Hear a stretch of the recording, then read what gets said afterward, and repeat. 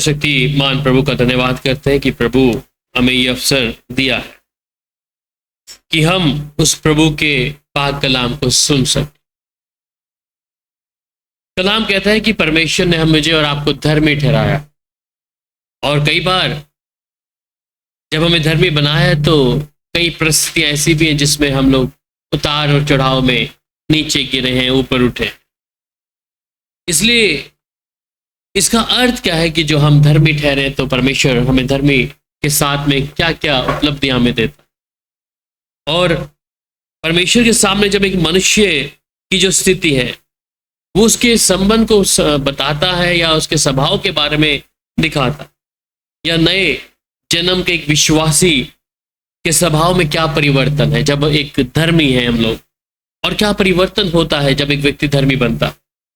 और धर्मी ठहराए जाने पर परमेश्वर के सामने हम उसकी स्थिति में क्या बदलाव हमारे अंदर आता ना। ये बहुत जरूरी है कि जब एक व्यक्ति धर्मी बनता है, परमेश्वर धर्मी बनाता है, तो उसके स्वभाव में उसके अंदर क्या परिवर्तन है।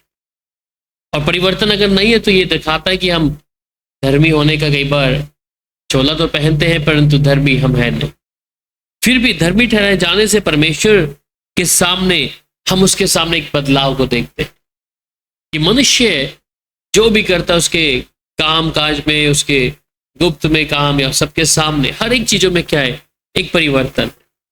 और ये जो धर्मी बनना है ये परमेश्वर की ओर से, और ये एक क्षमा से भी बढ़कर है। जब हमारे अंदर कोई बदलाव आता, क्षमा में क्या है, आप क्षमा मांगते हैं प्रभु से, पर क्षमा के बाद आपका स्वभाव फिर से कई बार वैसा ही हो जाता। तो इसलिए हमें धर्मी ठहराए जाने का अर्थ जो है धार्मिक और पाप मुक्त घोषित करता है। जब एक व्यक्ति को धर्मी बनाता है परमेश्वर, पाप मुक्त, और हमारे अंदर धार्मिक के साथ में उस चीज को घोषित करता है कि हम पाप मुक्त हो गए। और जो धर्मी ठहराया जाना है वो परमेश्वर की ओर से है कि परमेश्वर जिस पे उस अनुग्रह को करता है, या जिस अनुग्रह को परमेश्वर करता है, तो ये परमेश्वर का एक फजल है। सो परमेश्वर का जो फजल है जब वो अपने लोगों पर, और धर्मी ठहराए जाने का मतलब यह है कि न्याय संबंधित कार्य भी है कि परमेश्वर एक न्याय को नियुक्त करता है। सो अगर हम इस भरोसे में है कि परमेश्वर मुझे और आपको धर्मी बना दिया है, और धर्मी बनने के साथ मेरे जीवन का जो परिवर्तन है, वो जो एक परिवर्तन है वो क्या होगा, उसमें हमारे स्वभाव में, हमारे जीवन में एक नई दिशा की ओर लेके जाएगा। और जिसके द्वारा लोग धर्मी बनाया जाता है वो सिर्फ यीशु मसीह और कोई भी नहीं। तो हम देखेंगे कि धर्मी बनाने के विषय में, कि धर्मी ठहराए जाने के दो भाग हैं जिसको हम एक बार कलाम के मुताबिक पढ़ेंगे। अगर हम मीका की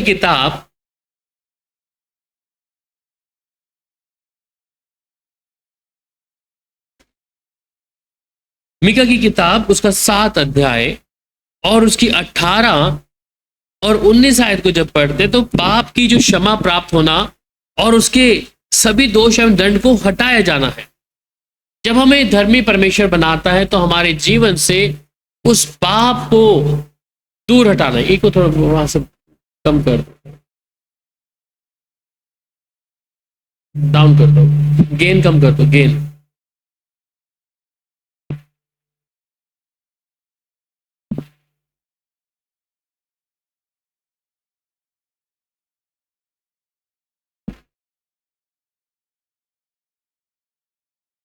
तो दो भाग इसके हम लोग देखेंगे, धर्मी ठहराए जाने के दो भाग जो हैं। और जो धर्मी, इनका बंद करो इनके वाले। तो मीका की किताब उसका 7 अध्याय और उसकी 18 और 19 आयत में जैसे कहता है, धर्म को क्षमा करे और अपने निज भाग को बचे हुए कोई अपराध को ढांप दे। वह अपने क्रोध को सदा बनाए नहीं रहता, क्योंकि वह करुणा से प्रति रखता है। वह फिर हम पर दया करेगा और हमारे अधर्म के कामों को लताड़ डालेगा। तूने उनके सब पापों को गहरे समुद्र में डाल देगा। आमीन। सो दो भाग जिसके विषय में बात कर रहे हैं कि धर्मी ठहराए जाने के दो भाग हैं, और पाप क्षमा होना एक उसके दोष एवं दंड को हटाया जाना। तो ये मीका की किताब में कहता है कि तेरे समान ऐसा परमेश्वर कहाँ है जो अधर्म को क्षमा करे और अपने निज भाग के बचे हुए के अपराध को ढांप दे, वह अपने क्रोध को सदा बनाए नहीं रखा रहता, क्योंकि वह करुणा से प्रीति रखता। सो अगर हम इस बात को समझ ले एक बारी कि परमेश्वर जो है वो हमारे अधर्म को क्या कर सकता है, क्षमा कर सकता है। और अगर हम यहाँ बैठे हैं सब लोग तो इस बात को बहुत अच्छे तरीके से जानते हैं कि हमने क्या क्या गुनाह किए, हम कौन से पाप को अपने जीवन के द्वारा करते हैं। और वो कैसा ऐसा भला परमेश्वर जो हमारे निज भाग के बचे हुए के अपराधों को भी क्या करता है, ढांप देता हमारे जीवन में। हम कहीं पर सोचते हैं कि पौलुस भी हमेशा कहता है कि मैं सबसे बड़ा पापी हूं, हम भी कहते हैं हम सबसे बड़े पापी हैं। ये मनुष्य का स्वभाव क्या है, एक पाप के जीवन में ऐसा जीवन व्यतीत करना। पर परमेश्वर जो करुणा से प्रीति रखता है वो हमारे पापों को ढांप देता है। आज मनुष्य को देखे तो मनुष्य एक दूसरे की गलती देखता है तो क्या करता है, उसकी गलती को 4 लोगों के सामने बताएगा, उसके पाप को उघाड़ेगा कि उसने ऐसा किया। हालांकि वो अपने जीवन चरित्र को नहीं देखता, पर दूसरे की गलती को, दूसरे के पाप को, कि हाँ वो फलाना व्यक्ति ऐसा है, उसने ऐसा किया था। जिस व्यक्ति को वो जानता भी नहीं है उसके सामने भी उसकी चुगली या निंदा या उसके पाप को सबके सामने लेके आएगा। ये परमेश्वर क्या है, हमारा काम तो हमने जो भद्दे काम करे हैं, पाप किए, ये क्या कह रहा है कि अपने निज भाग के बचे हुए अपराधों को भी ढांप दे, वह अपने क्रोध को सदा बनाए नहीं रखता, क्योंकि वह करुणा से प्रीति रखता है। हमारे जीवन में हमारे बहुत से ऐसे गुनाह जिसको हम लोग देखते हैं और कोई भी व्यक्ति सिद्ध नहीं है, हम कई बार इस बात के विषय में करते, पर ऐसा परमेश्वर जिसके विषय में मैं और आप बात कर रहे हैं, ये करुणा में परमेश्वर है।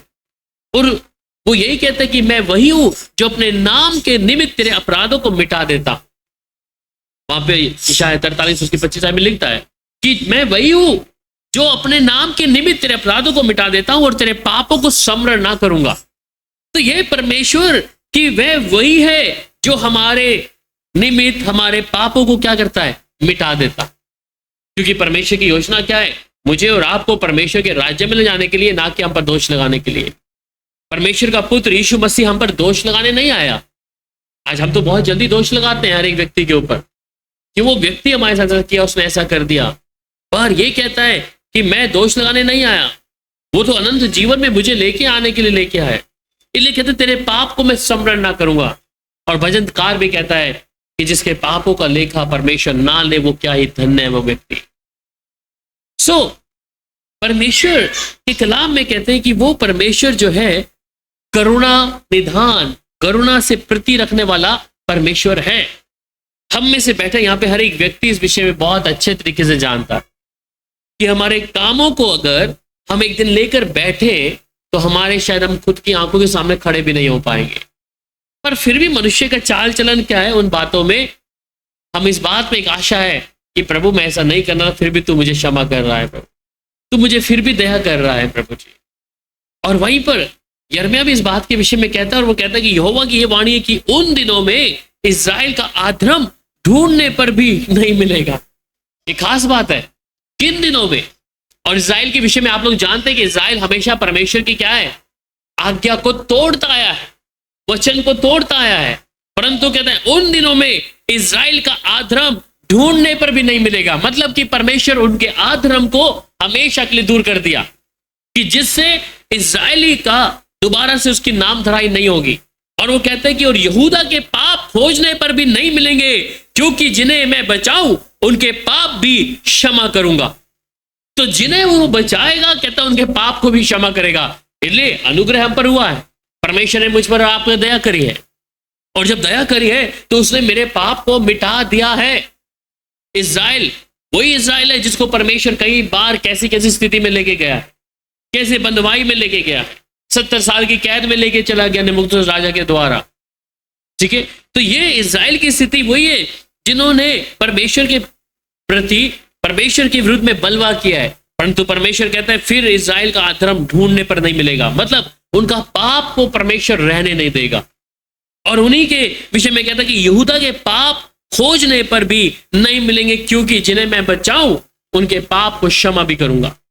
तो अगर परमेश्वर मुझे और आपको बचा लिया है, परमेश्वर मुझे अपने राज्य में आने का सौभाग्य दिया है, तो उसने मेरे पाप को मेरे जीवन से मिटा दिया है, क्योंकि उसकी इच्छा क्या है, मुझे धार्मिकता में लाना, उसके धर्म में बनाना है। वहीं प्रेरितों के काम और उसका 13 अध्याय,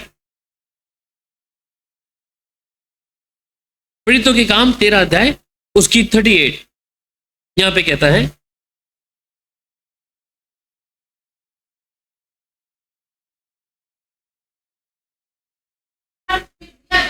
तो इसलिए हे भाइयों तुम जान लो कि इसी के द्वारा पापों की क्षमा का समाचार तुम्हें दिया जाता है। इसका मतलब अगर ये समाचार पापों की क्षमा के लिए मुझे मिल रहा है और हम सोचते हैं कि मेरे पाप प्रभु इतना ज्यादा भर गए हैं, है ना, अब मैं कैसे तेरे सम्मुख आऊं, मैं कैसे तेरी उपस्थिति में आऊं प्रभु, मेरे पाप मेरे सामने बने रहते हैं। तो कलाम कहता है तुम ये जान लो कि इसी के द्वारा पापों की क्षमा का समाचार तुम्हें दिया जाता है। इसका मतलब आशा दे दी है प्रभु ने। इसलिए अगर कोई व्यक्ति गुनाह करता है तो उसके लिए एक आशा है कि परमेश्वर माफ कर सकता है। अगर मन फिरा लिया प्रभु के सामने और कलाम के मुताबिक अगर जीवन जीना शुरू कर दिया और कलाम की सुसमाचार की बातों पर मैंने यकीन कर लिया कि यही परमेश्वर है, यही पाप की माफी देने वाला यीशु मसीह है, तो कहता है यही समाचार तुम्हें दिया जाता है कि ये जान लो इसी के द्वारा पापों की क्षमा है। तो जब हम इस बात को जान लेते हैं कि पापों की क्षमा इसी के द्वारा है, तो इसका मतलब वो मुझे धर्मी बनाना चाहता है, वो मुझे धर्मी ठहराना जाना चाहता है। वो नहीं चाहता कि किसी के ऊपर दोष लगा रहे ऐसा व्यक्ति के ऊपर। और मनुष्य की स्वयं इच्छा है, इसलिए परमेश्वर मुझे और आपको फ्री विल में छोड़ा, स्वतंत्र इच्छा है, आप कुछ भी कर सकते हो, आप अच्छे को भी चुन सकते हो और बुरे को भी चुन सकते हो, पर न्याय भी है। पर परमेश्वर की ओर से ये प्रस्ताव जब प्रभु ने मेरे लिए और आपके रखा है, इसका मतलब अगर मैं गुनहगार हूं तो मैं प्रभु के सामने बात मान लूं और प्रभु के साथ चलूं, तो परमेश्वर जब इस्राएलियों के पाप को क्षमा कर सकता है, यहूदा के पापों को प्रभु कहता है मैं स्मरण नहीं करूंगा, क्योंकि मैं जिससे बचाऊं तो उसको क्षमा भी करूंगा। तो अगर हम बचाए गए हैं और प्रभु ने हम पर दया करी है, तो उसकी करुणा हम पर निरंतर बनी रहेगी। वहीं पर जब रोमियो की किताब को पढ़ते हैं, और रोमियो की जो किताब है उसका 8 अध्याय में और उसकी 1 आयत,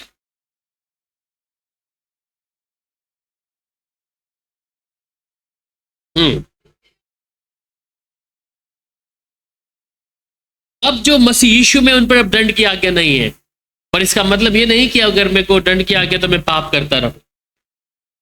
हमारे जीवन में कई परिस्थिति होती है कि अब मेरे ऊपर दंड की आज्ञा नहीं है, प्रभु का वचन कहता है, पर अगर मैं परमेश्वर की आज्ञा को तोड़ रहा हूं, वचन से अपने आप को मुख मोड़ रहा हूं, तो परमेश्वर दंड दे सकता है। इसलिए कलाम ये भी कहता है कि जो परमेश्वर के वचन नहीं मानता या वचन को स्वीकार नहीं करता, उसके ऊपर दंड की आज्ञा पहले से हो गया है।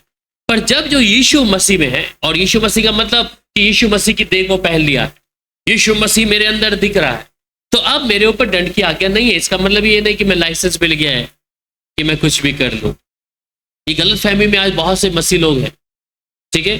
पर यीशु मसीह को पहनने का मतलब क्या है कि यीशु मसीह मेरे जीवन में दिखना है, और जब वो दिखना है तो मेरे ऊपर फिर दंड की आज्ञा नहीं, क्योंकि मैं शरीर के अनुसार नहीं पर आत्मा के अनुसार चलूंगा। मैं शरीर की बातों पे मन नहीं लगाकर, मैं तो आत्मा की बातों पे मन लगाकर प्रभु की आवाज को सुनूंगा। वहीं पर फिर इसी के आगे 33 में क्या लिखता है, या 33 में लिखता है, परमेश्वर के चुने हुओं पर दोष कौन लगाएगा? परमेश्वर के चुने हुए पर दोष कौन लगाएगा? परमेश्वर ही है जो उनको धर्मी ठहराने वाला है। परमेश्वर है जो उनको धर्मी ठहराने वाला है। तो परमेश्वर के चुने हुए पर कौन दोष लगा सकता है? जब आप परमेश्वर के जन हैं, यीशु के लहू से खरीदे गए, तो ऐसा कौन है जो आपको दोष लगाएगा? क्योंकि वो कहता है कि परमेश्वर वह है जो उनको धर्मी बनाने वाला है, धर्मी ठहराने वाला है। चाहे हमारे जीवन में गुनाह है, पाप है, फिर भी जब हम प्रभु की उपस्थिति में आते हैं, परमेश्वर के साथ चलते हैं, परमेश्वर हमें धर्मी ठहराता है। परमेश्वर मुझे और आपको धार्मिकता में लेके आता है। चाहे मेरे पाप लाल रंग के क्यों ना हो, फिर भी क्या करता है परमेश्वर? हम पर दया करता है। और वहीं पर फिर आगे उसकी 34 में फिर कहता है, फिर कौन है जो दंड की आज्ञा देगा? मसीह वह है जो मर गया वरन मुर्दों में से जी उठा है और परमेश्वर की दाहिने ओर है, और वो हमारे लिए निवेदन भी करता है। तो वही निवेदन करता है मेरे लिए और आपके लिए। जब हम गुनाह में हैं, वो परमेश्वर हम पर दया करता है, ठीक है। तो वो जो परमेश्वर जिसके द्वारा मैं धर्मी हूं, उसने मेरे हर एक पापों को, चाहे वो कैसे भी थे, लाल रंग के थे, और ऐसा जो सुनहरा लाल है उसको कौन सफेद कर सकता? ये काले रंग का है तो उसे कौन वाइट कर सकता है? ऐसा पाप जिसकी हमारी अपनी नजरों में हम गिरे हुए हैं, परंतु उसे फिर से कौन उजला कर सकता है? वो सिर्फ यीशु मसीह का लहू है और कोई भी नहीं। दूसरी बात में कहता है कि जो मसीह की धार्मिकता का दिया जाना वो परमेश्वर की कृपा दृष्टि और वो अनुग्रह को वापस आना है। और वहां पर दूसरा इतिहास को जब पढ़ते हैं, मैं दो भाग बता रहा हूं कि धर्मी ठहराए जाने के दो भाग क्या है। अब आता है कि धार्मिकता का दिया जाना और दूसरा इतिहास उसका 20 अध्याय और 7 आयत। हे हमारे परमेश्वर, क्या तूने इस देश के निवासियों को अपनी प्रजा इज़राइल के सामने से निकाल कर उन्हें अपने मित्र अब्राहम के वंश को सदा के लिए नहीं दे दिया? तो यह कहते हैं कि हे परमेश्वर, क्या तूने इस देश के निवासियों को अपनी प्रजा इज़राइल के सामने से निकाल कर इन्हें मित्र इब्राहिम के वंश को सदा के लिए नहीं दे दिया? इसका मतलब क्या है कि परमेश्वर ने ऐसा किया है। जो लोग खुदा को पूछते नहीं थे, उसको पूछते नहीं थे, उसके साथ चलते नहीं थे, उन्हें परमेश्वर ने ऐसा बना दिया। सवाल उठ गया उधर कि कैसे कर सकता है परमेश्वर? जैसे नीनवे के बारे में देखते हैं, और नीनवे में जब देखते योना जाता है तो योना प्रभु के सामने रहता है। प्रभु कहते हैं कि यहाँ पर इनको प्रचार कर कि ये लोग मन फिराएं। पर परमेश्वर का जो प्रोग्रामिंग था वो क्या हो गया? चेंज हो गया, क्योंकि उन लोगों ने मन फिरा लिया। उन्होंने मन फिराकर, और योना इस बात से चिंतित है कि प्रभु तूने तो बोला था यहाँ पर इन लोगों को नाश करना, तू नाश क्यों नहीं कर रहा? और योना इस बात के विषय में क्यों था? क्योंकि योना जिस भविष्यवाणी को बता रहा था लोगों के बीच में जाके, कहीं वो खुद झूठा ना पड़ जाए। कि वो तो कह रहा है कि परमेश्वर ने मुझे बोला है तुम मन फिराओ, पर योना इसकी बात को हल्का सा भूल गया कि परमेश्वर उन पे दया किया। और योना को परमेश्वर एक उदाहरण के तौर पर जिस जगह वो बैठता और धूप का समय है, और धूप के समय में वो एक पेड़ की छाए को मांग रहा है, अचानक एक छोटा सा वृक्ष वहां पे छोटा है और थोड़ा थोड़ा बड़ा बड़ा होने लग जाता है। अचानक उस वृक्ष को एक टिड्डी खाती है और वो गिर जाता है। योना दुखी होता है कि प्रभु ये कैसे हो गया, मैं तो एक छाए में अंदर बैठा था। और वहां परमेश्वर को उसको उदाहरण देते हैं कि योना, जिसके लिए तूने कुछ किया भी नहीं, तू उसके लिए रो रहा है इस समय, पर इस प्रजा के लिए जिसको मैंने अपने स्वरूप और समानता पे बनाया है, तो क्या मेरा मन इसके लिए दुखी नहीं होगा? सो परमेश्वर जिस मनुष्य को बनाया है वो उसके लिए दुखी होता है। इस मनुष्य को जिसको प्रभु ने बनाया दुखी होता है जब हम उसकी आज्ञा के अनुसार नहीं चलते, हम उसके वचन के खिलाफ चले जाते हैं। तो ये लोग भी जो इजरायली लोग हैं, कहते हैं इजराइल के सामने निकाल कर इन्हें अपने मित्र इब्राहिम के वश को सदा के लिए नहीं दिया। वहीं पर फिर रोमियो की पत्री 5 अध्याय को जब पढ़ते हैं, रोमियो 5 अध्याय 17 से 21, क्योंकि जब एक मनुष्य के अपराध के कारण मृत्यु ने उस एक ही के द्वारा राज्य किया, तो जो लोग अनुग्रह और धार्मिकता रूपी वरदान बहुत आय से पाते हैं, वे एक मनुष्य के अर्थात यीशु मसीह के द्वारा अवश्य ही अनंत जीवन के राज्य में राज्य करेंगे। इसलिए जैसा एक अपराध सब मनुष्यों के लिए दंड की आज्ञा का कारण हुआ, वैसा ही एक धार्मिकता का काम भी सब मनुष्य के लिए जीवन के निमित्त धर्मी ठहराए जाने का कारण हुआ। क्योंकि जैसा एक मनुष्य की आज्ञा ना मानने से बहुत लोग पापी ठहरे, वैसे एक ही मनुष्य की आज्ञा मानने से बहुत लोग धर्मी ठहरेंगे। और व्यवस्था बीच में आ गई कि अपराध बहुत हो, परंतु जहां बहुत पाप हुआ वहां अनुग्रह उससे भी कहीं अधिक हुआ।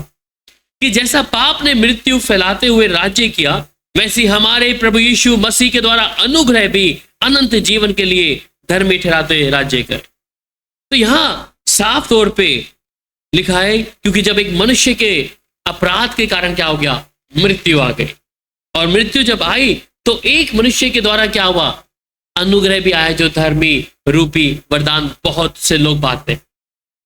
तो आदम के वसीले से क्या आया, मृत्यु आई, पर यीशु मसीह के द्वारा अनंत जीवन आ गया।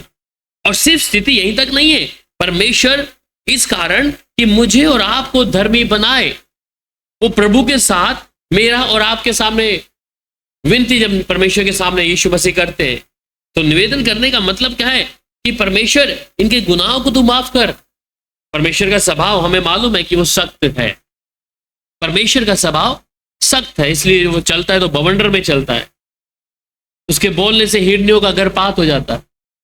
पर यीशु मसीह का स्वभाव देखें कि वो निवेदन करता है पिता से, और ये पिता से जब निवेदन करता है कि इनके पापों को प्रभु तू क्षमा कर, ये नहीं जानते क्या करते, क्योंकि परमेश्वर चाहते क्या है यीशु के स्वभाव में कि ये धर्मी ठहरे, ये परमेश्वर के राज्य में आकर उसे धर्मी ठहराए।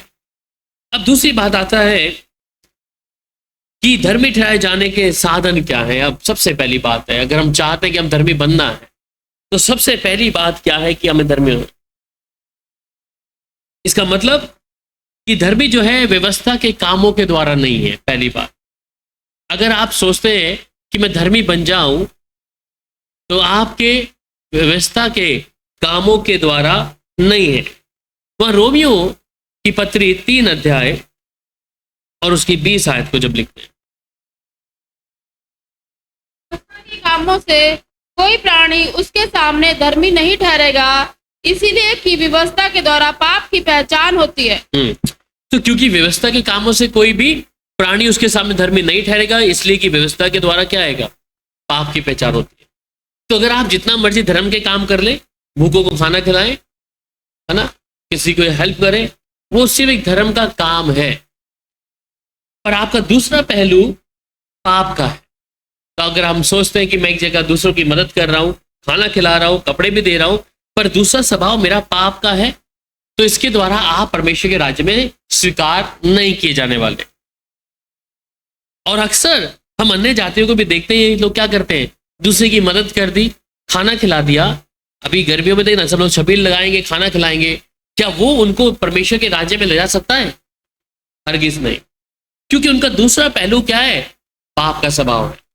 आपका स्वभाव भी क्या है, यीशु मसीह को ना मानना ही पाप है, उस प्रभु के साथ में ना चलना ही पाप है, उसकी हजूरी में बैठकर धन्यवाद करना ना करना ही पाप है, उस प्रभु के सामने आकर अपने आप के घुटने तोड़कर ना बैठना ही पाप है। तो इसलिए अगर मैं प्रभु के साथ चलना है तो मुझे धार्मिकता को पूरा करना पड़ेगा, मुझे ये भी करना है कि दूसरों को मदद भी करना है। दूसरी बात, मेरा स्वभाव, मेरा जीवन का चाल चरित्र, मेरा कैरेक्टर, हर चीज क्या है, प्रभु के समान होना, तभी मैं उसके राज्य में आऊं। इसलिए कहता है क्योंकि व्यवस्था से के कामों से कोई भी प्राणी क्या है, धर्मी नहीं ठहर सकता। अगर हम सोचते हैं कि धर्म कर्म के काम करेंगे तो हम धर्मी ठहर जाएंगे, इसलिए कि व्यवस्था के द्वारा क्या है, पाप की पहचान। पहले समय में पाप की पहचान नहीं होती थी, क्योंकि पाप उस समय पता ही नहीं था लोगों को पाप क्या है ना। सो जब ये व्यवस्था मूसा के द्वारा परमेश्वर ने दिया तो ये सामने दिखा रहा है, जिनकी 10 आज्ञाओं को हम जब पढ़ते हैं, हालांकि 10 आज्ञा से भी बढ़कर क्या है, बहुत सारी आज्ञा परमेश्वर ने दिया, पर ये 10 आज्ञाओं के अलावा जब परमेश्वर ने दिया इजराइलियों को, ये आगे पीछे लिखी हुई है। क्यों लिखी है? कि अगर ये भूल भी गए आगे तो पीछे मुड़ के फिर से देख ले, यहां पे भी लिखा है। ठीक है, ये चार दोनों तरफ से क्या है, दोनों तख्तियां आगे पीछे लिखी हुई है कि मनुष्य के पास इस बात के विषय में कोई उत्तर ना रह जाए कि प्रभु हमें मालूम नहीं था, हमें मालूम नहीं था, परंतु परमेश्वर साफ तौर पे गढ़ कर लिख के दिया है पर। सो आज हमारे पास परमेश्वर का कलाम है, जिसे हम रोजमर्रा पढ़ते, सुबह उठ के पढ़ते, दोपहर को पढ़ते, रात को पढ़ते। ये बार बार मुझे क्या है, परमेश्वर की व्यवस्था को मुझे दिखा रहा कि मेरे जीवन में कोई ऐसी बात चल रही है तो ये बाइबल आपके हाथों में। ये तो उस समय पे पुराने नियम में जब देखते थे तो सिर्फ हैकल के अंदर रहती थी, और हैकल में जो भी पासबान होता वही पढ़ता था निकाल के। जैसे यीशु मसीह ने भी पढ़ी यशायाह नबी की किताब को, स्क्रॉल था वहां पे, और ये हैकल में जो जाएगा वही पढ़ेगा, किसी और के हाथ में बाइबल नहीं है। पर आज मेरे और आपके हाथ में बाइबल है। क्यों है बाइबल? कि आप किसी भी बात से वंचित ना रह जाएं। आप कल को ये ना कहें कि प्रभु मुझे नहीं मालूम था, मैंने ऐसा कर दिया, मुझे नहीं मालूम था खुदावन प्रभु, फिर ये आगे इसमें ऐसा लिखा था, ऐसा वचन में ऐसा जीवन मैंने जीना था, मुझे नहीं मालूम था। प्रभु ने आपको हाथों में दे दिए बाइबल।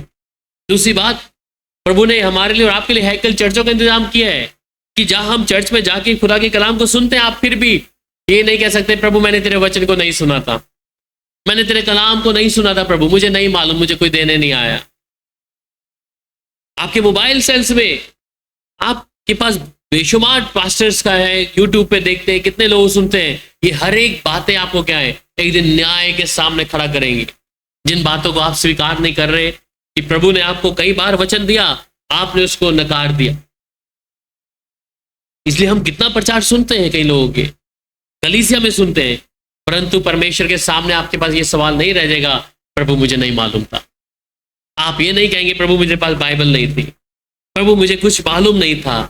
फिर तो न्याय होगा, आपको हर एक बातों को बता दिया गया।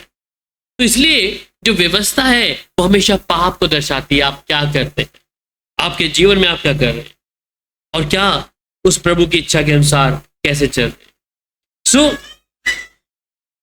जब हम इस बात को देखते कि हम उस अनुग्रह की दृष्टि में हैं, और उसके साथ 28 आयत को भी पढ़ लेंगे इसके साथ में। इसलिए हम इस परिणाम पर पहुंचते हैं कि मनुष्य व्यवस्था के कामों के बिना विश्वास के द्वारा धर्मी ठहराता है। ठीक है, हम इस परिणाम में पहुंचते हैं कि मनुष्य व्यवस्था के कामों के बिना, आप व्यवस्था के काम के बिना विश्वास के द्वारा धर्मी ठहरते हैं, ना कि व्यवस्था के कामों को करके, कि हाँ मुझे ऐसा ऐसा करना है, फलाने दिन ये काम करना है, मंगलवार ये, सोमवार ये, फलाने दिन ये। इसके द्वारा आप धर्मी नहीं ठहर सकते। धर्मी कैसे ठहरेंगे आप लोग? धर्मी कैसे ठहरेंगे? कैसे ठहरेंगे? हाँ जी, विश्वास के द्वारा, व्यवस्था के द्वारा नहीं। उस व्यवस्था से तो परमेश्वर ने मुझे आजादी दे दी है, जहां तड़की उठकर नंगे पैर चलकर, कपड़े पे जिस पर एक ही कपड़ा लपेट कर कहीं हम पानी डालने जा रहे होते थे। उस व्यवस्था से परमेश्वर ने क्या कर दिया है? मुझे आजाद कर दिया है। मेरा बस यही है कि मैं विश्वास करता हूं प्रभु के ऊपर, और विश्वास करने का भी मुझे क्या करना पड़ेगा? कर्म करना पड़ेगा। ये सोचकर कि मेरे को विश्वास तो है, यीशु मसीह तो है, आप नहीं भी बोलोगे वो तो है ही, आप बोलोगे परमेश्वर तो है। आपके ना मानने से कुछ नहीं होगा, परंतु अब कर्म करना है। कर्म क्या है? कि जो व्यवस्था परमेश्वर जो वचन मुझे देता है, मैं उसके मुताबिक अपने चाल चलन में उसके अनुसार ढल जाऊं, बस चलूं उसके ऊपर। प्रभु कहता है इस मार्ग में चल, मुझे इधर ही चलना है। और इस मार्ग के अलावा आप थोड़ा इधर जाएंगे, थोड़ा उधर जाएंगे, वो आपकी व्यवस्था परमेश्वर के वचन से अलग हो गए। तो जिस मार्ग में परमेश्वर चलने के लिए बोलता है, वो व्यवस्था का नहीं, वो विश्वास का कर्म है जो मुझे करना ही करना है, और तभी मैं धर्मी ठहराया जाता हूं। उसके साथ में जब आप गलातियों की पत्री 2 अध्याय उसकी 16 आयत पढ़ते हैं, गलेशियन चैप्टर 2 वर्स 16, गलेशियन चैप्टर 2 वर्स 16, गलातियों।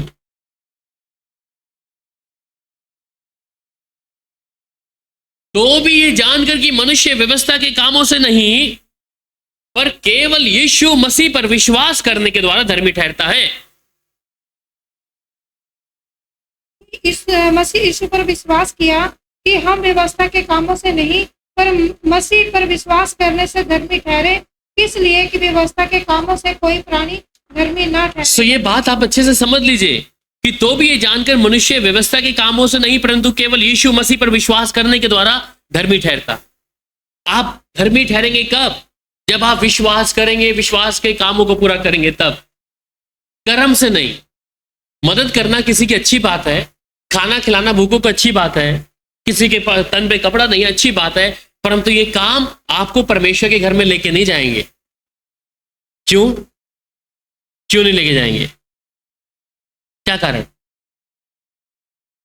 विश्वास करते नहीं यीशु के ऊपर, यीशु के साथ चलते नहीं है, परंतु व्यवस्था हाँ थोड़ा सा उसकी मदद कर देंगे। इसलिए अन्य जाति कई बार लोग क्या बोलते हैं, तराजू दिखाते हैं, सोचते हैं कि इस तराजू में हमारे पाप है, थोड़ा अच्छे कर्म है, तो ये बैलेंस बन जाएगा। ऐसा नहीं होगा।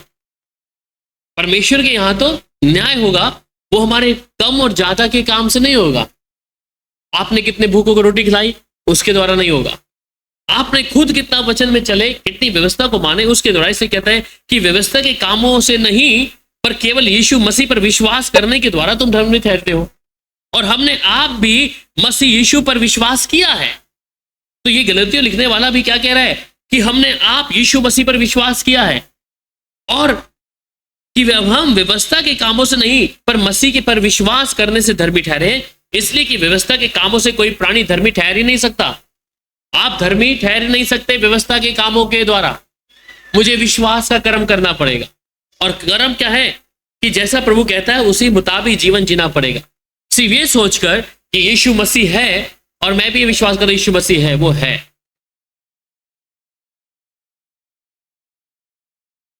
सो अगर वो है तो उसके साथ में 3 अध्याय उसके 10 भी पढ़ लीजिए, गलातियों 3 का 10।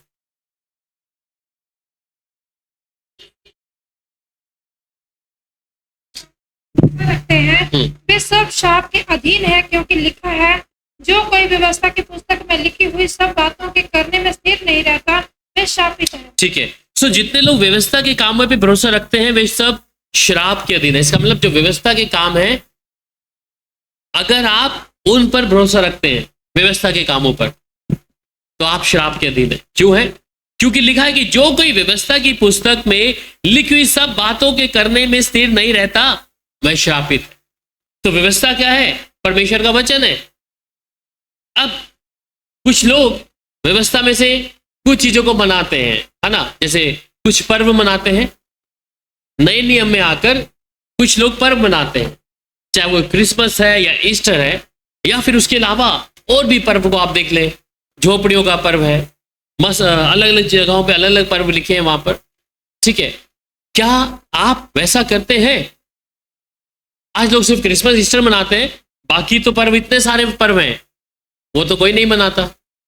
झोपड़ियों का पर्व और ये दूसरे पर्वों को जिस बारे में लिखता है। तो इसका मतलब क्या हो गया कि व्यवस्था के कामों पे हमने मन तो लगाया है, और ये साफ कह रहा है कि वे सब श्राप के अधीन है, क्योंकि लिखा है कि जो कोई व्यवस्था की पुस्तक में लिखी सब बातों को करने में स्थिर नहीं रहता वह श्रापित है। इसके मुताबिक आपने कुछ चीजों को ले लिया है, वो मनाना शुरू कर दिया है, तो आप श्राप के अधीन है। या तो पूरा करें पुराने नियम और नए नियम में, और ये ईस्टर क्रिसमस तो बाइबल में है ही नहीं। ठीक है, सो ये तमाम चीजों को करने से क्या है, ऐसे करने वाले लोग जो हैं, सब बातों के करने में जो स्थिर नहीं रहता वो श्रापित है। परमेश्वर हमें व्यवस्था से ही बाहर निकाला है, क्योंकि मुझे और आपको धर्मी बनाना। पर मेरे जीवन में जिन बातों की मैं आत्मिक तौर पे उन्नति नहीं कर पा रहा हूं, अगर मैं पाप में फंसा हूं, मैं चोरी में हूं, गलत बातों में हूं, निंदा चुगली मेरे जीवन में है, तो उन बातों से मुझे उन बातों को रोक करना है कि मेरे जीवन से निकलनी चाहिए। परंतु अगर मैं व्यवस्था के, या तो फिर आप पूरी माने, आज ऐसा कौन सा व्यक्ति है यहाँ हम क्रिसमस तो मनाएंगे, ईस्टर तो मनाएंगे, पर मुंह से तो गाली गलौज है ना, निंदा और चुगली तो है ना। तो इसका मतलब क्या है कि हम व्यवस्था की इस पुस्तक की लिखी हुई सब बातों में स्थिर नहीं है। हम स्थिर नहीं है, जो जो अच्छा लगता है उसको अडॉप्ट कर लिया। तो अगर मुझे धर्मी बनना है तो मुझे क्या है, परमेश्वर के वचन के मुताबिक अपने चाल चलन के अंदर चलने के लिए मुझे प्रभु की इस व्यवस्था के वचन को पढ़कर उसे मानना। इसलिए उसने कहा तुम व्यवस्था के अधीन नहीं हो, अब अनुग्रह के अधीन। तो व्यवस्था हमारे पापों को हमेशा दिखाती है, तू पापी है। बाइबल उठाएं और अपने जीवन से अगर आप अपने आप को जांचें तो आपको क्या कहेगा बाइबल, तू पापी है, तू अपने भाई को माफ नहीं किया, तूने अपनी बहन को ऐसा बोला, तूने अपने भाई को ऐसा बोला, तूने माता पिता का आदर नहीं किया, बच्चे माँ बाप अपने बच्चों को रीस ना दिलाएं, ये बहुत सारी बातें हैं वहां पर। तो हम कहीं ना कहीं से दोषी ठहरेंगे। व्यवस्था हमारे को पापी दर्शाएगी। ये सबके लिए, बच्चों के लिए है कि हम अपने माता पिता के आगे नहीं मानते। माँ बाप के लिए क्या है, तो अपने बच्चों को रीस मत दिला। ठीक है, पति पत्नी के लिए भी है, पत्नी पति का अधीन रहे, है ना। पति के लिए कि अपनी पत्नी को निर्मल पात्र जाने। तो अगर ये बाइबल जब हमारे सामने खुलती है तो ये हमारी गलतियों को बताती है, पर इसका मतलब ये नहीं कि हम बाइबल को पढ़ना छोड़ दें। ये बाइबल से हमें अपने जीवन के अंदर क्या है, हमारे स्वभाव को बदलाव लाना। जिसे परमेश्वर स्वीकार नहीं करता उन चीजों को मैंने और आपने छोड़ देना, या तो पूरा करें। मानना है तो पूरा माने बाइबल को। फिर पूरा मानने का मतलब है मैं एक एक चीज, उत्पत्ति से लेकर प्रकाशित वाक्य तक हर चीज को मानना। आज यहूदी लोग इतनी सारी आज्ञाओं को मान रहे और स्थिर नहीं है, क्योंकि उन्होंने यीशु मसीह को ही नहीं स्वीकार किया। यहूदी आज भी यीशु मसीह को स्वीकार नहीं कर रहे। सो हमें धर्मी ठहराया है प्रभु ने। उसके बाद धर्मी ठहराए जाने की कुछ बातों को अभी हम देख रहे हैं, और उसके बाद वहां पे कि परमेश्वर के उदार अनुग्रह के द्वारा, और वहां पर रोमियो 3 अध्याय और उसकी 24 आयत जब पढ़ते हैं, रोमियो 24। परंतु उसके अनुग्रह से उस छुटकारे के द्वारा जो मसीह यीशु में है सेत में धर्मी ठहराए जाते हैं। ठीक है, तो परंतु उसके अनुग्रह से उस छुटकारे के द्वारा जो यीशु मसीह यीशु में है सेत मेत में क्या है, धर्मी ठहराए जाते हैं, being justified freely by his grace through the redemption that is in the Christ Jesus. So जो छुटकारा क्या है, रिडेम्पशन जो है वो सिर्फ यीशु मसीह के द्वारा है।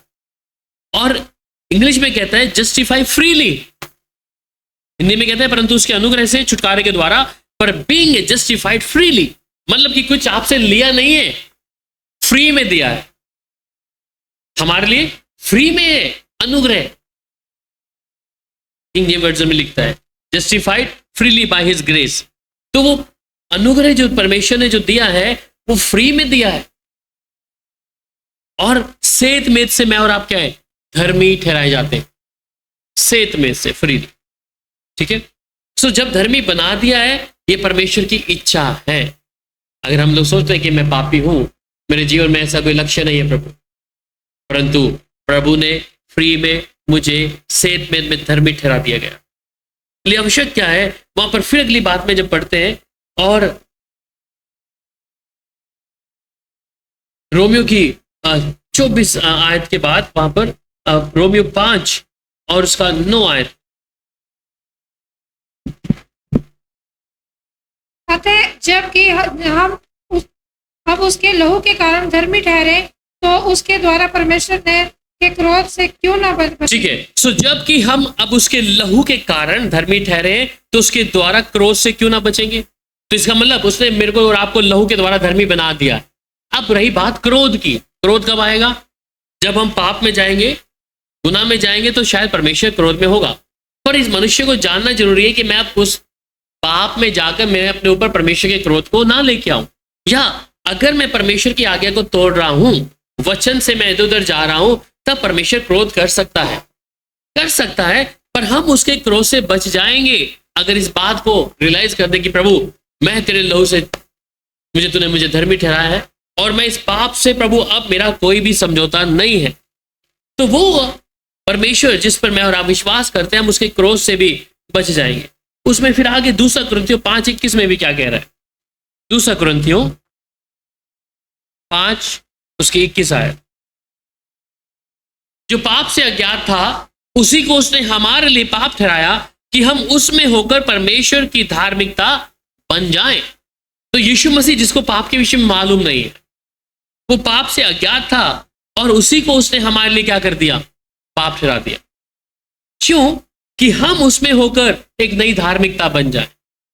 यीशु मसीह का कोई गुनाह नहीं है, पर प्रभु यीशु मसीह हमारे कारण उस पाप को जब अपने ऊपर लिया कि मैं और आप क्या करें, हम हमेशा की जिंदगी को क्या है, जो अनंत जीवन में प्रभु यीशु मसीह के जरिए मेरे को और आपको मिलती है। तो ये धार्मिकता में परमेश्वर मुझे और आपको लेकर आता है फिर उधर। और वहीं पर जो इब्रानियों 9 अध्याय उसकी 22 आयत को पढ़ते हैं, इब्रानियों 9 का 22,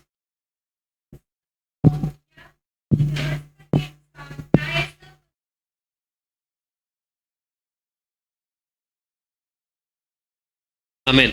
सो कहते हैं और व्यवस्था के अनुसार प्राय सब वस्तुएं लहू के द्वारा शुद्ध की जाती हैं, और बिना लहू भाई क्षमा है भी नहीं। तो हम इस बात को जानते हैं कि जब प्राय नियम में हम देखते हैं कि वहां पे मेल बलि, होम बलि और अलग अलग बलियों को जब चढ़ाया जाता है कि लहू बहाकर, पर एक कीमत को चुकाने के लिए क्या है, लहू के बिना कोई माफी भी नहीं है, और वो लहू था यीशु मसीह का।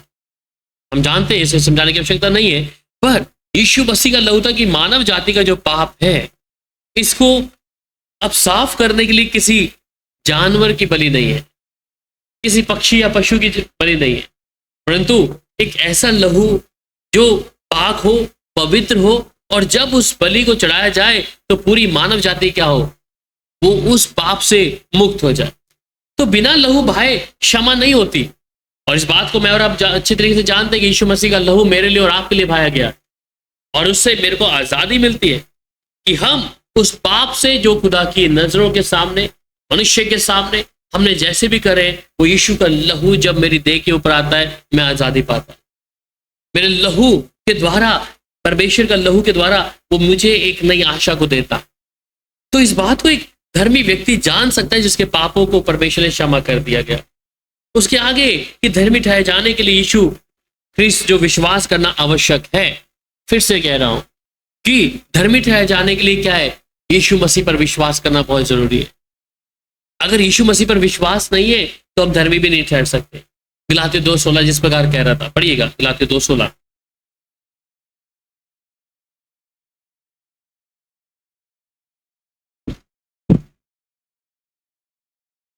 तो भी ये जानकर कि मनुष्य व्यवस्था के कामों से नहीं पर केवल यीशु मसीह पर विश्वास करने के द्वारा धर्मी ठहरता है। जी। हमने आप भी मसीह यीशु पर विश्वास किया कि हम व्यवस्था के कामों से नहीं पर मसीह पर विश्वास करने से धर्मी ठहरे। ठीक है। इसलिए कि व्यवस्था के कामों से कोई प्राणी धर्मी न। ठीक है, तो हम इस बात से कि विश्वास करना जरूरी है सर्वशक्तिमान परमेश्वर। आज हम सबसे पूछते हैं तो सब बोलते हैं हाँ हम विश्वास करते तो हैं, हम विश्वास में चल तो रहे हैं, परंतु हालांकि विश्वास का जब समय आता है कई चीजों की परिस्थितियों में उस पूर्ण रीति से विश्वास है नहीं, उस पूर्ण रीति से विश्वास है नहीं, परंतु डामाडोल हो जाते हैं। कई बार स्थिति ऐसी बन जाती है हमारे सामने और हमारा विश्वास क्या है वो डामाडोल होना शुरू हो जाता है। पता नहीं परमेश्वर करेगा या नहीं करेगा, पता नहीं परमेश्वर से होगा या नहीं होगा, पता नहीं परमेश्वर कब करेगा, कितने समय बाद करेगा। ये ऐसी इच्छाएं क्या है हमारे भीतर आ जाती। इसलिए मुझे और आपको अगर धर्मी ठहरना है तो वो परमेश्वर का आत्मा जिसे हम अपने आप को प्रभु के हाथ में सौंपते हैं हमें वो धर्मी ठहराता है। और धर्मी ठहर जाना पाप क्षमा से किस प्रकार भिन्न है ना? एक पाप क्षमा है और एक ये धर्मी ठहराना। तो धर्मी ठहराना पाप तो क्षमा हो गया, जैसे कई लोग बाइबल में देखते हैं कि जहां पर यीशु के पास कई ऐसे लोग आए जो कोई लोग कोढ़ी है, कोई बीमार है, और कोढ़ियों में से हम एक व्यक्ति को देखते हैं जिसमें से एक ही कोढ़ी आया धन्यवाद करने, बाकी धन्यवाद करने नहीं आया। तो उनका था कि इनको सिर्फ उस बीमारी से मुक्त किया है, पाप क्षमा नहीं हुआ, या पाप क्षमा या धर्मी ठहराया जाना। परंतु जो कोढ़ी वापस आता है शायद हो सकता है कि वो धर्मी ठहरा हो क्योंकि उसने परमेश्वर के अनुग्रह को जाना, परमेश्वर ने जो उसके लिए किया प्रभु यीशु मसीह उसको जाना। इसलिए बाकी लोग धन्यवाद करने नहीं आए, उसे मालूम था। और ये बार बार आकर, और यीशु मसीह के बारे में जब हम देखते हैं कि यीशु के पास जितने भी लोग आए और यीशु ने एक ही बार लोगों को उनको साफ तौर पे बोला ये बातें जो मैं तुम्हारे लिए कर रहा हूं इसे किसी और को मत बताना। यीशु ने अपने चिन्ह चमत्कारों को भी दिखाया तो उन्हें ये नहीं बोला कि फलाने को बताना, ऐसा नहीं है। परंतु लोग उससे पहले ही पहुंचकर दूर जाकर वो लोगों को कहना शुरू कर दिए कि हाँ यीशु नासरी ऐसा हमारे लिए किया, यीशु हमारे लिए ऐसा किया। उसने अपने विषय में नहीं बोला। तो यीशु के उस विश्वास के द्वारा जब एक विश्वासी व्यक्ति है किसी भी परिस्थिति में अगर वो है, वो अपने जीवन के चाल चलन में हर एक चीजों में अगर है, तो इस बात को जानना आवश्यक है कि मुझे धर्मी ठहराया गया है।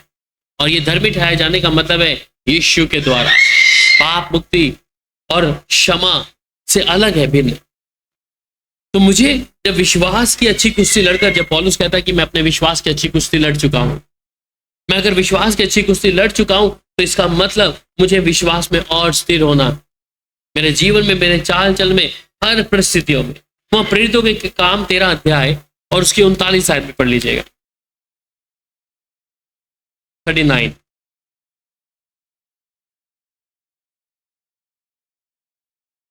Acts chapter 13 verse 39।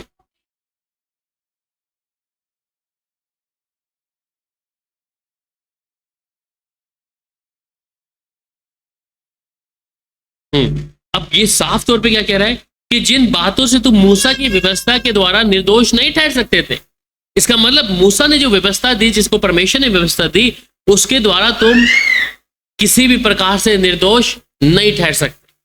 पर उन्हीं सब से हर एक विश्वास करने वाला उसके द्वारा निर्दोष ठहर सकता है। तो विश्वास के विषय में कितनी बड़ी ताकत है कि अगर आप विश्वास करते हैं तो आपके हर एक पापों को, आपको हर एक व्यवस्था के कामों से परमेश्वर निर्दोष कर सकता है। परंतु मूसा की व्यवस्था के द्वारा कोई निर्दोष नहीं ठहरता।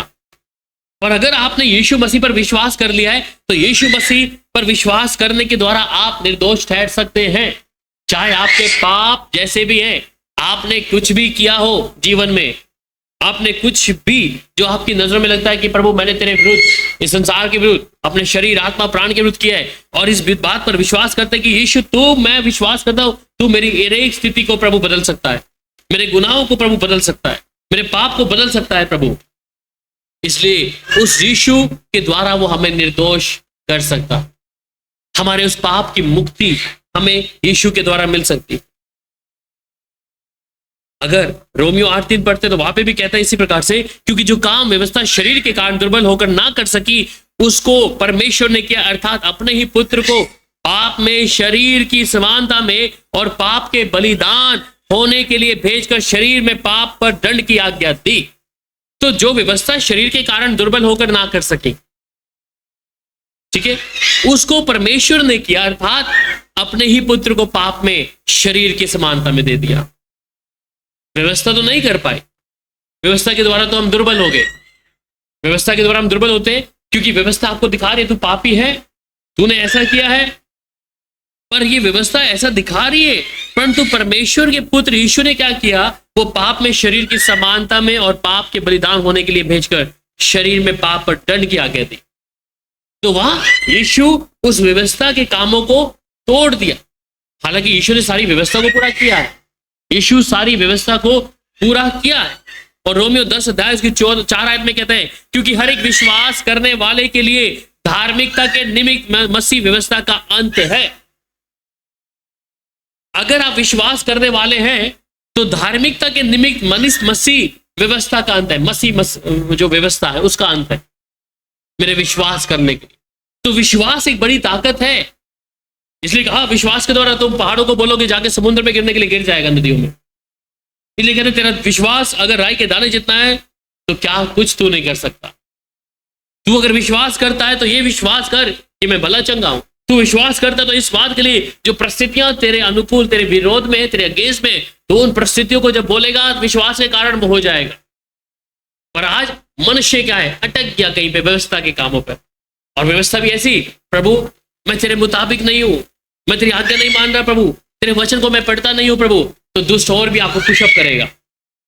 प्रभु मैं करना तो चाहता हूं पर कर नहीं पा रहा। पर एक जगह आत्मा में आकर आप विश्वास में भरपूर हो गए कि मैं जानता हूं, मैं विश्वास करता हूं यीशु मसीह मेरे लिए सब कुछ कर सकता है। फिलिपियों 4:13 में कहता है जो मुझे सामर्थ देता है मैं उसमें सब कुछ कर सकता हूं।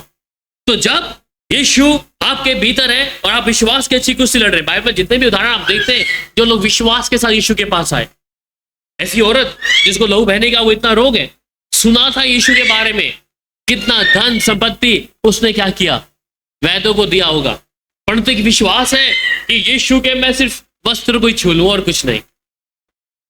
और यीशु के वस्त्र को छूना भी उसके लिए बड़ा मुश्किल है, क्योंकि यीशु मसीह सारी भीड़ में है और भीड़ में जाने के बाद उसके वस्त्र को छूना भी बड़ा मुश्किल है।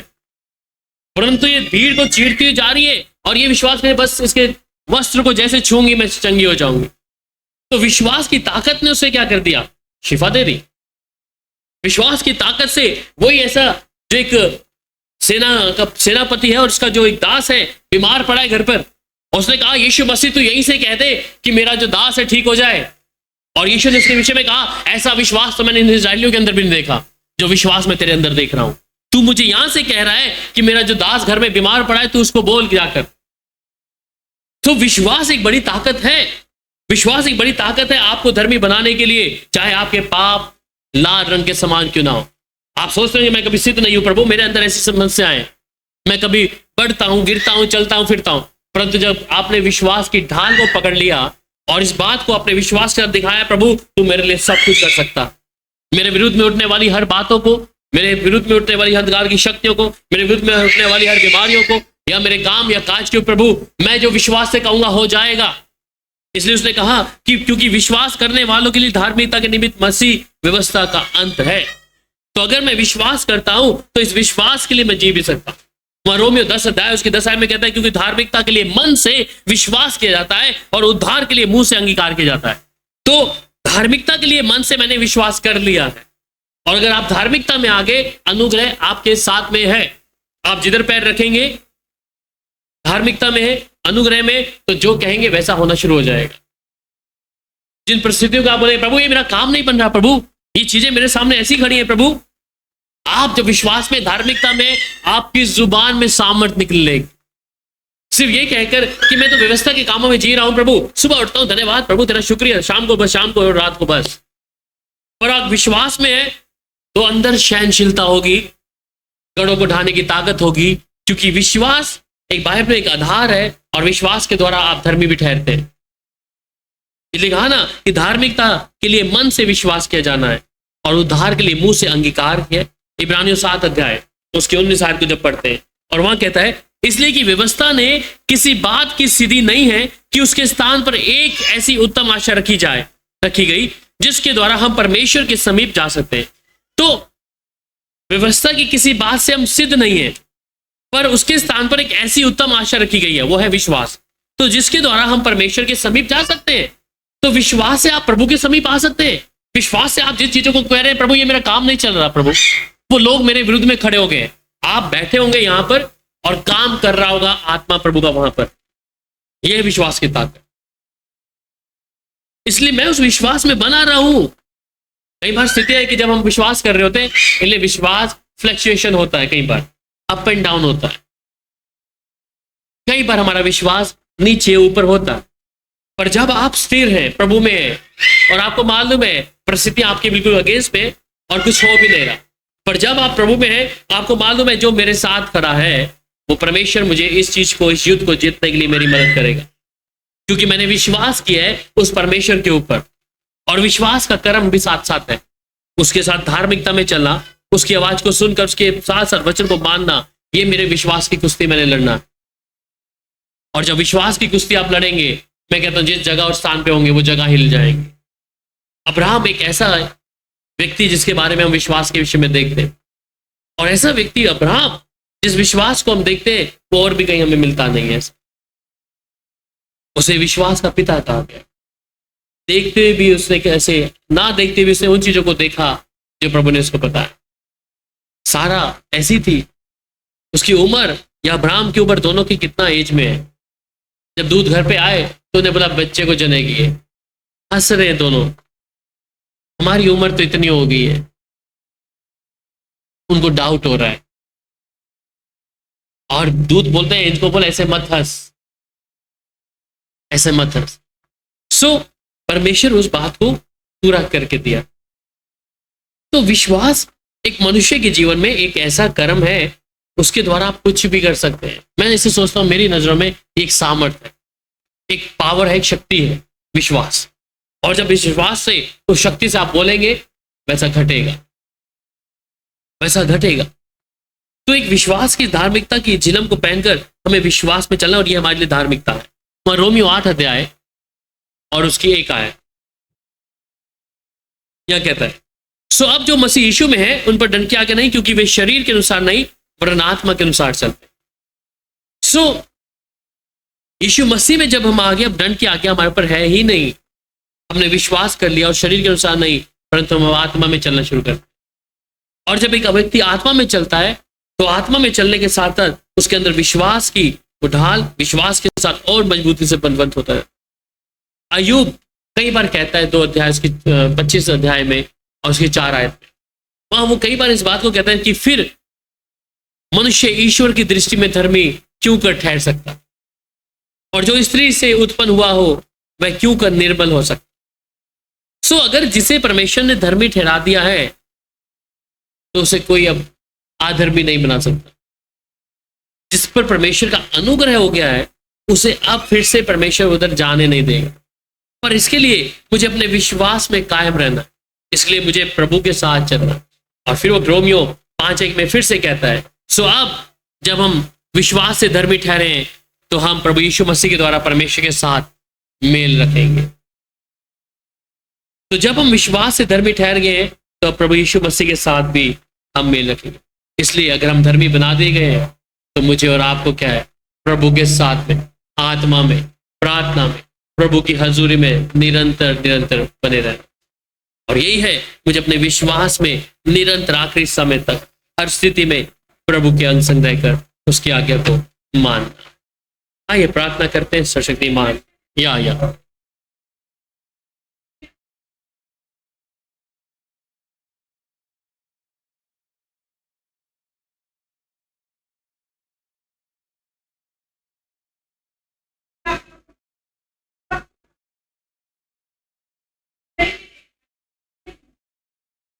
जी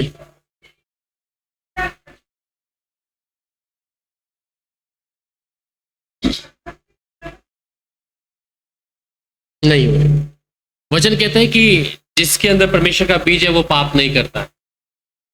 अगर परमेश्वर का बीज अंदर है तो वो पाप नहीं करेगा।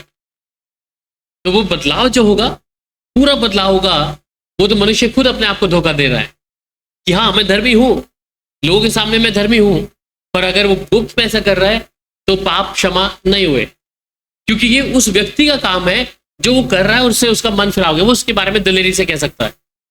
जिसके पाप क्षमा हो गए वही व्यक्ति दिलेरी से कहेगा, पर जो कुछ ऐसी बात को अंदर छुपा के बैठा है वो फिर पाप क्षमा नहीं है।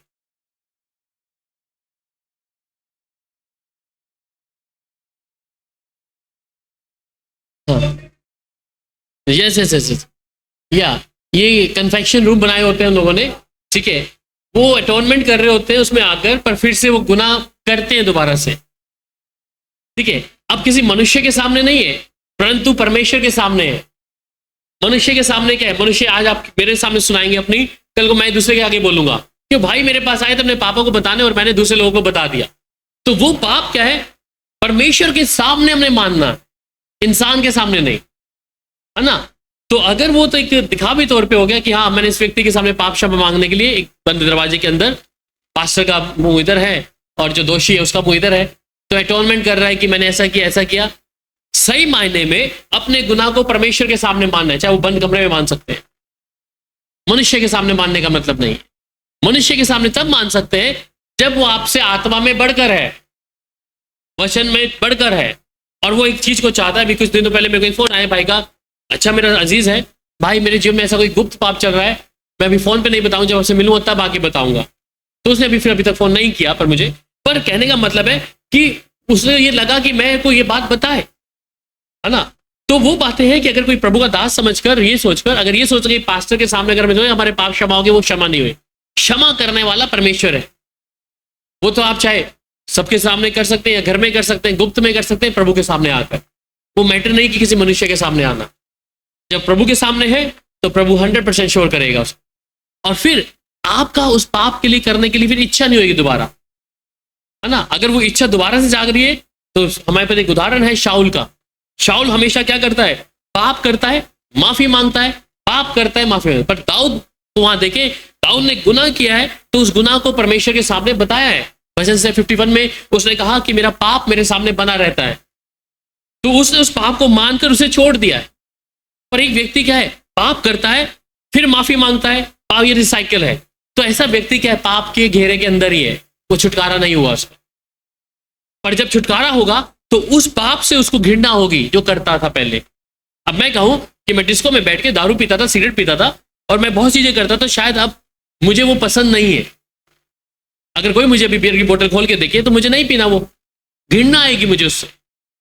तो इसलिए अगर हम परमेश्वर में हैं और इस बात को हम समझ गए हैं कि परमेश्वर ने मेरे हर एक पाप को क्षमा कर दिया है, तो वो क्षमा है। पर अगर हम दोबारा से गलती कर रहे हैं, इसलिए पर साथ में बाइबल में ये भी रोमियो में लिखता है कि जहां बहुत ज्यादा पाप होता है वहां पे अनुग्रह सबसे ज्यादा होता है। वो किस वे में है कि अगर मैंने बहुत जीवन में पाप किया और मैं अनुग्रह में कब आऊंगा? जब मैं उसे मान लूंगा, तब अनुग्रह है। पर आपने उसके बाद फिर से गुनाह करना शुरू कर दिया तो फिर अनुग्रह नहीं रह गया, आप फिर अपनी व्यवस्था में, अपने कामों में फिर आ गए हैं। पर हाँ, वचन ये कहता है कि मेरा धर्मी जन अगर 7 बार भी गिर जाए मैं उसे क्षमा करूंगा। तो आखिरी मोमेंट तक, जब तक हम जीवन है हमारे पास और जब तक हम जीवित हैं, तब तक माफी है। अगर उस दौरान में कुछ मृत्यु हो गया और आपके पास मौका नहीं मिला कि मैंने माफी नहीं मांगी, फिर माफी नहीं है। और फिर तो एक ही बार न्याय है, क्योंकि मरने के बाद क्या है? कोई भी माफी नहीं है, सिर्फ न्याय है। तो इससे पहले हमें क्या है? मेरा और आपका जीवन हमें हर रोज जांच लेना है। प्रभु ये मैं करता आया था, ये मैंने जीवन में किया है प्रभु, अब मैं इसके लिए मर चुका। इसलिए जब एक व्यक्ति बपतिस्मा भी लेता है तो वो स्वयं के लिए मरता है, सबसे पहली बात संसार के लिए मरता है और अपने पाप के लिए मरता है। अगर बपतिस्मा लेने के बाद भी हम संसार के मुताबिक जी रहे हैं, मेरा शरीर भी संसार की तरह दिख रहा है, या मैं उस पाप के लिए मरा नहीं हूं जिसे मैं हर दिन करता हूं, तो वो परमेश्वर का जन नहीं है ना। तो हमें जब पाप किया है, कोई सिद्ध नहीं है, बाइबल में लिखा है। कोई व्यक्ति यहाँ पे हम सब बैठे हैं और पौलुस इतना बड़ा प्रभु का दास है, वो स्वयं कहता है मैं भी क्या हूं? सबसे बड़ा पापी हूं। 3 स्वर देख क्या है, फिर भी क्या कह रहा है? मैं सबसे बड़ा पापी हूं परमेश्वर। यशाया जो दूसरों की गलतियां बताता नबी है, वो भी क्या कहता है, अपनी गलतियों को जब सदूस के मुंह पे नारे डालते हैं तब वो जानता है कि हाँ मैं इतना भद्दा हूं, उसको अपने काम नजर आ रहे हैं वहां पर। तो कोई व्यक्ति सिद्ध नहीं है सिवाय यीशु मसीह के द्वारा। पर अगर कोई व्यक्ति के अंदर पवित्र आत्मा बार बार इस बात को बता रहा है नहीं ये गलत है मत कर, तो रुकना है। और एक समय आता है कि पवित्र आत्मा दस्तक देना बंद कर देगा। दस्तक देना, जब आप गुनाह करते हैं, पाप करते हैं, तो पवित्र आत्मा दस्तक देना बंद कर देगा उस समय पे। तो अगर दस्तक देना बंद कर दिया तो फिर हमारा कुछ नहीं हो सकता। पर जब तक हम गुनाह करते हैं, कुछ पाप कर रहे हैं, आपको बार बार आ रहा है नहीं तूने गलत किया है, तो उसी समय मेरे को क्या करना है, माफी मांगनी है कि प्रभु मैंने तेरे विरुद्ध में ऐसा कर लिया है, मैंने गलत चीज देख ली है प्रभु, गलत चीजें मैंने खा ली है, पी ली है, मुझे क्षमा कर प्रभु जी। उसी समय पाप होते ही माफी में आ जाए, सीधा घुटनों पे आ जाए। अगर हम उसको बनाए रखेंगे वो इतना बड़ा बड़ा हो जाएगा, फिर समा नहीं लगेगा। कहते हैं ना, मैं कई बार इसका उदाहरण देता हूं कि जो डायनासोर की जो जाति थी वो कैसे गई, वो ऐसे गई है।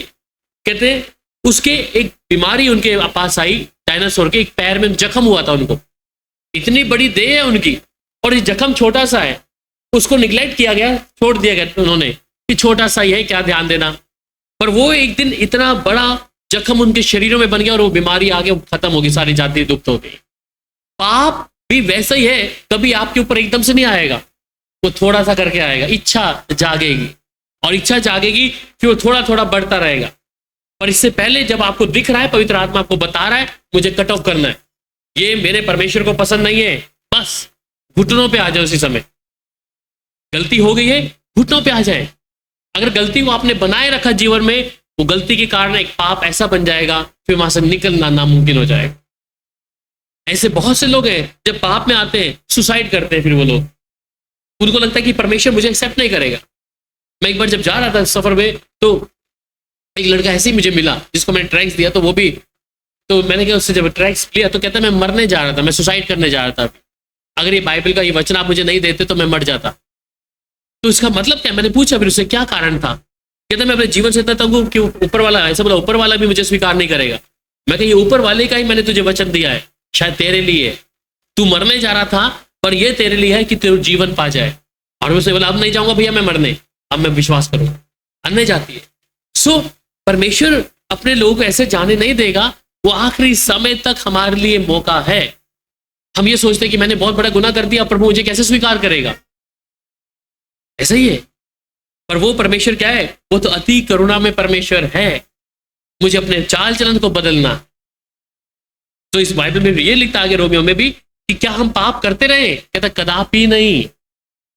इसका मतलब अनुग्रह के, अगर ये हम सोचते हैं पाप अनुग्रह, जहां पे पाप हुआ तो अनुग्रह सबसे ज्यादा है, तो क्या हम अनुग्रह के चक्कर में क्या करें, पाप करते रहे कि अनुग्रह ज्यादा होता रहे, कहता कदापि नहीं।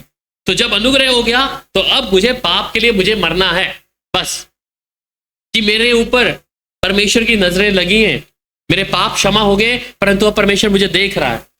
पर फिर भी हम कहीं पर गिर जाते हैं। फिर परमेश्वर कहता है, फिर उठने के लिए प्रभु ताकत देता है कि उठ खड़ा हो, तुझ पर परमेश्वर का प्रकाश उदय हुए, प्रकाशमान हो। तो परमेश्वर हमें फिर से रिबिल्ड करता रहता है, करता रहता है, जब तक हमारी हरकतें, हमारी चीजें, स्वभाव बदलता नहीं है। पर हमें इसको हल्का नहीं जानना। हमारे पास कब तक समय हमें मालूम नहीं है, हमारे उस मार्ग में कब तक समय हमें मालूम नहीं है। इसलिए हम अपने आप को क्या कर ले, माफी मांग ले। माफी मांगकर प्रभु के साथ चलना शुरू कर, कि वो परमेश्वर मुझे और आपको दिखता है। तो जब वो परमेश्वर में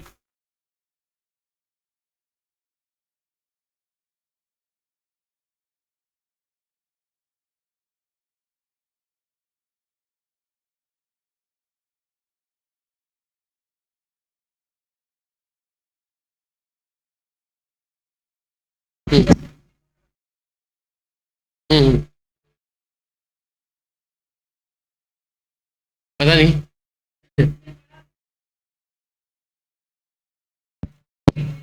हम्म, हम्म,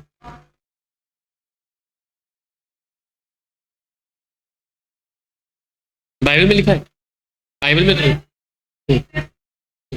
मैंने भी हिस्ट्री पढ़ी थी जिसके बारे में आपने बताया कि उनको एक जख्म हुआ था, ये बाइबल में नहीं है। जी जी, तो हिस्ट्री थी कि उसमें उनकी जो जाति लुप्त हुई है ना, कि वो लोग अपने जो घाव के उदाहरण के तौर पे है कि अगर हम पाप के लिए भी, अगर हमारे जीवन में कोई पाप ऐसा है जिसको हम निगलेक्ट कर दें कि छोटा सा होता है, कोई फर्क नहीं पड़ता, पर फर्क पड़ता है जब वो बड़ा हो जाता है। तो उदाहरण के लिए ये डायनासोर का था। जी, कोई और सवाल अगर है तो पूछ सकते हैं। प्रार्थना करें।